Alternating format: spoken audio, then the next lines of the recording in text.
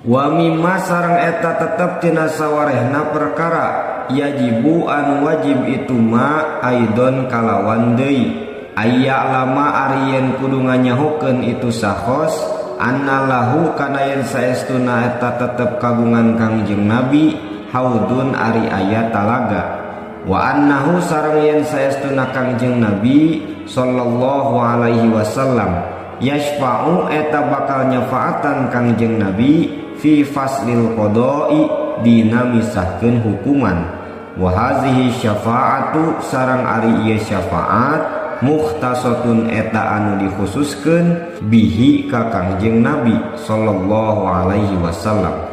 Wa mimma sareng eta tetep tina sawarehna perkara yajibu anu wajib itu ma aidon kalawan deui aya rifa arian kudu nganyahokeun itu sahos ar-rasula ka